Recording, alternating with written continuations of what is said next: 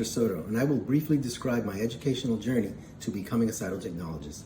It all begins in 1985 with my interest in lab sciences while studying at the University of Puerto Rico in Arecibo, where I ceased to study after a year to join the U.S. Navy in 1986. While in the Navy, I continued medical laboratory technology studies that led to an associate's degree in 1991.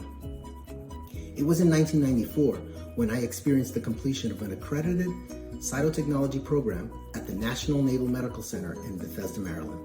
That's where I gathered sufficient upper-level credits to graduate with a Bachelor of Science in 1995. Then in 2005, I completed a master's degree in health education, and in 2006 retired from the armed forces with 20 years of naval service, where 12 of those years were committed to cytotechnology services. In 2007, I was hired by the Veterans Health Administration as a cytotechnologist. And most recently in 2019, I was awarded a PhD with a major in health sciences. Today, I proudly hold 28 years and counting of cytology practice. These deliberately planned educational experiences have helped my life's journey continue today, having a successful cytotechnologist future as a veteran helping veterans at the West Palm Beach VA healthcare system in Florida.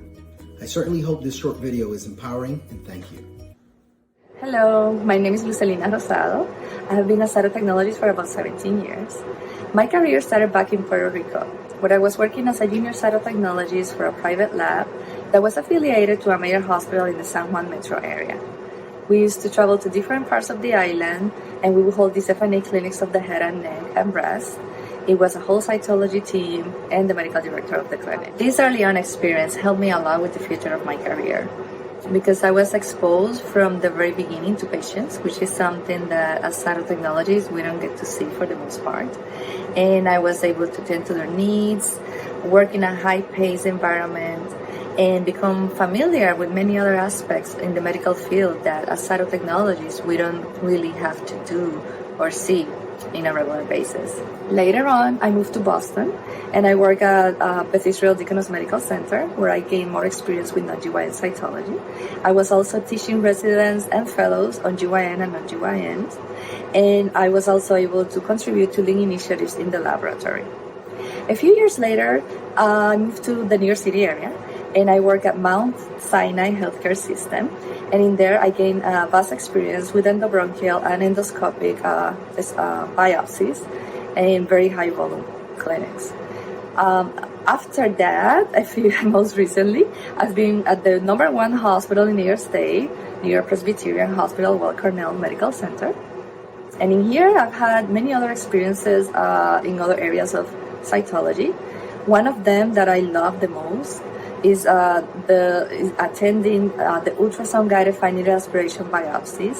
These are performed by the pathologist. I have become very familiar with the ultrasound machine to the point that operating the machine now, the ultrasound machine has become pretty much effortless.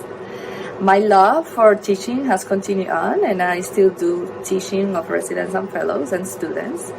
And I have also had the opportunity to be a co-author of some cytology-related research and publications. I feel like cytology has expanded my work in so many ways. I've been very fortunate to have the experiences I had throughout my career. I am looking forward to the future of cytology, and I believe that cytology is a very integral part of medicine. And even though we are behind the scenes, our work is absolutely vital and relevant to patient care and advances in the medical field. Thank you.